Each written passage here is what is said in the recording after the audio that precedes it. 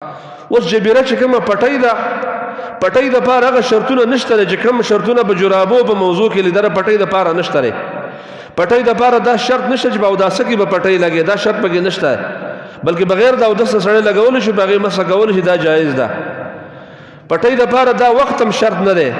چې څه به د وخت دپاره به پټۍ لګوي چې په دې وخت کې ما ولګلو مسح به وکړه لکه څنګه چې جرابو کې شرط یا په موضوع کې دا شرط د پټۍ په مسح کې نشته دی دغه شان پټۍ چې ستانه وغورځېده هم اودس نه ماتېږي کوم زخم باندې پټۍ و پټۍ وغورځېده په دې باندې اودس نه ماتېږي لکه څنګه چې موضوع ویستله په دې باندې اودس نه ماتېږي اندام روغ شو پټۍ ستانه وغورځېده شپې په خوب کې د خپې نه د پټۍ وخت په دې باندې اودس نه ماتېږي نو پټۍ دپاره هغه شرطونه نه دي چې کوم شرطونه د جرابو د مسح دپاره یا د موضوع دپاره دا د پټۍ په مسح کې دا شرطونه نه دي بس دا یو ضرورت د سړی لګولی شي هغه تمام شرطونه نه د جنابت والا مثلا د پټۍ شرط نه دی یو سړی په جنابت کې شو پټۍ په اندام باندې لګېدل د پلیستر لګېدلی دی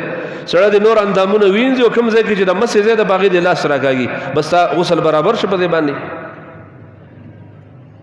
نو دا د مسح مختصر صورتونه وسره دوه مسلې وړې وړې ساتئ یا د هغه دا دي چې په دې خمار باندې مسح کېږي دا د ام سلمې رضی الله عنها په حدیث کې راغلي دا مخکې مسله دي کې موږ مخکې توقف کړی او بیا دا مشایخ رالل د پروګرامونو دې نه هم تبوسونه وکړل خپله مو له کتابونه ولټول د کتاب سنن نه دا معلومیږي چې په دې کې روایتونه شته خمار وایي د زنانه لوپټې ته وایي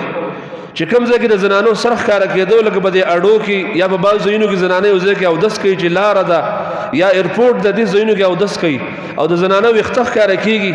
د ویښتو د ښکاره کولو د خاطره زنانه په دې خپله لوپټه د پاسه لاس راکاږي نو انشاءالله دا مسح کېږي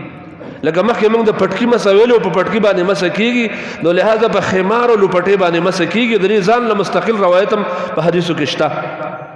دا زما رومال چې ما څنګه لګولی دی دې باندې م کله ناکله مسح کېږي هر وخت یو به دې مسح نه کوي ځکه علماو دا شرطونه ورله لګول دي چې کوم څه دي ایستل ګران وي نو په هغې باندې مسح کېږي بعضې شي ایستل ګران نه وي نو لهذا دې رومال باندې مسح کېږي د خمار د حدیث د وجې نه هغه حدیث بله دلیل کې ووایو لیکن دوامن په دې باندې مسح چېرته په کتاب سنت کې ثابته نه ده همیشتن لیکن د خمار د حدیث نه دا استدلال کېږي چې کله ناکله سړی به د خپل رومال باندې لاس راښکلی شي دا مسح کېږي جایز ده یا هغه ټوپه چې غوږونو پورې سړي را کوزه کړي او دا ټوپۍ کوزول ورته ګرانې یا په سر کې زخم یا پټۍ لګېدلي یا ډاکټر ورته ویل چې سر به نه خالي کې نو دا کله ناکله د سر مسح دا په هغه خپله ټوپۍ د پاسه وکړي لکه پټکي باندې مسح جایز ده انشاءالله په دې څیزونو باندې مسح بر وخت ضرورت احیانا جایز ده دې له به ډېر دوام نه ورکې هغه پیزار باندې مسح کېږي چې کوم پیزار د هغې ایستل ګرانې لکه د مجاهدینو په معسکراتو کې غټ بوټانې او کلک مزي تړلي او ټول عمر د مجاهدینو اصول لا چې منډې وي ټول عمر منډې وي نو که داسې تکلیف د بوټانو ایستل نو په دې بوټانو باندې مسح کېږي دا جایز ده دا ډیرو علماو دا خبره نه منلې هغه ویل دي چې په هغه بوټانو مسح کېږي چې کوم دا د ګورت والا سپلۍ چپل دي په دې باندې مسح کېږي او په عامو بوټانو باندې مسح نه کوي لکه امام بخاري صاحب دا رایه ده چې مسح په خفینو باندې کېږي او کله وایي چې خفې به انزلې کېږي او ولا یمسح علی النعلین په دغو به مسح نه کوي امام بخاري وایي په پیزار باندې به مسح نه کوي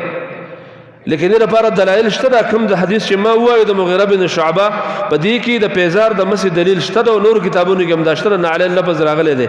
نو ضرورت په وخت باندې پیزار ایستل ګران و تا ته په جمعې کې یا مزې ډېر تړلي غټ بوټانو نو برابر ضرورت په دې باندې مسح کېږي چې کله ایستل ګران و او که ایستل اسانو سړی به وباسي او په جرابو به مسح وکړي یا په موضع یا د خپې وینځي دا خبره مثلا اخر کې یاد ساته چې دا څومره مسح چې ما ویل دا ضرورتن دي دا صرف جواز په درجه کې دي افضل چې کوم دي دا خپې انزل افضل او غوره دا خپې انزل اجر په دې کې دی لیکن جرابې چې کوم دي دا د الله او رسول الله طرف نه رخصت راغلی دی په موضوع باندې مسح دا د الله او رسول الله طرف نه رخصت راغلی دی نو بر رخصت باندې به سړی عمل کوي چا څه به دا جګړې نه کوي یو سړی خپې انځي هغه زه به دې مطمئن یم زه خپې انځم او په جرابو باندې مسح نه کوم نو چا څه به جګړې نه کوي دا رخصت عمل دی موږ به ځکه عمل کوو زموږ د نبي طریقه ده او د صحابو طریقه ده نو څوک په دې عمل کوي عمل دی وکړي که څوک خپې انځي خلاره دې انځي نو دې مسلو نه به جګړې نه جوړوي ځکه جرابو باندې په موضوع باندې مسح کول رخصت دی او خپې انځل چې کوم دی دا عظیمت دی خو د دې مخالفت به نه کوئ چې کوم ملیان دا وایي چې په جرابو باندې مسح کول دا بېودسي ده یا داسې ملیانو فتوا ورکړه په دې فیسبوک باندې چلیږي چې په جمعې کې په اهلیدیسو په زمون نه دي کول پکار ځکه دوی په جرابو باندې مسح کوي او دا بېودسه دي دا طریقه غلطه ده دا فتوا په جهل باندې بنا ده او قرآن او حدیث په مخالفت کې بنا ده او په دلایلو باندې د لاعلمۍ د وجې نه ده یا د دې سخت جامد تقلید د وجه نه چې دا د امامانو جامد تقلید کوي او قرآن او حدیث نه ګوري. د امام ابو حنیفه رحمه الله اثر او داغه مسا دا موږ ته معلومه ده الله په توفیق باندې په جرابو باندې زموږ سره کوس ترمذی پرته ده. زه د فقه حنفي د کتاب حواله نه ویم، دا خو ماته ډېر شی معلوم دي. امام ترمذی چې کوم ترمذی دی د هغې په متن کې په حاشیه او په شرح کې نه، د هغې په متن کې د امام ابو حنیفه رحمه الله نه نقل لی